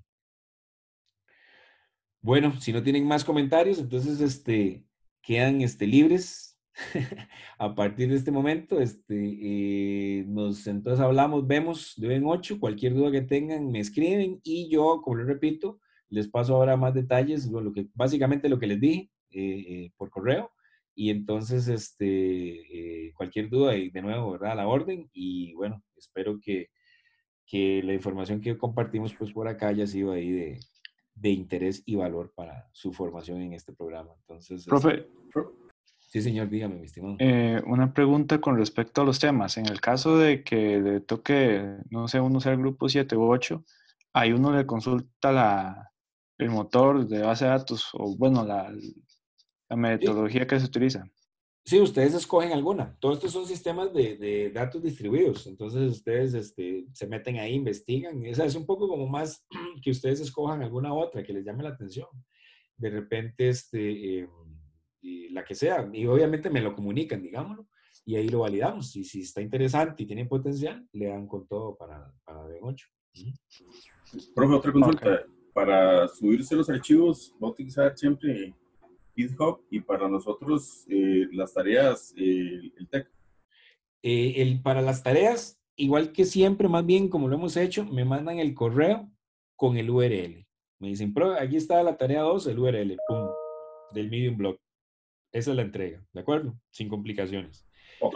Y máxime que el Tech Digital, verás cómo ha estado fallando. Entonces yo no me quiero como arriesgar ahí que algo nos falle. Entonces, así, ¿cómo se dice? Metodología tradicional. Y lo otro que me preguntaste, ¿qué fue? Se me fue. El, Lo de GitHub, correcto. Yo le subo a la clase 2 la presentación y voy a ver que el formato de la grabación. Y si es un URL, se los mando por correo. Y si es un archivo, lo subo ahí o no sé, ahí lo validamos. Pero todo igual que siempre. Perdón, en GitHub van a tener ahí la info de la clase 2. perfecto, gracias. No, gracias a vos. Pura vida. Estamos entonces, ¿algo más? Muchas gracias. No. Gracias a ustedes, más bien. Nos vemos pronto. Que tengan un excelente resto de la noche. Aprovechenlo ahí para hacer algo de esto y no se les acumule. Y bueno, les aviso cómo estamos y nos vemos si no de hoy en 8. Que tengan un excelente resto de la semana. Excelente, gracias. Gracias. Igual, profe, gracias. Pura vida. Muchas Gracias. gracias. Buenas noches. Chao, buenas noches. Gracias.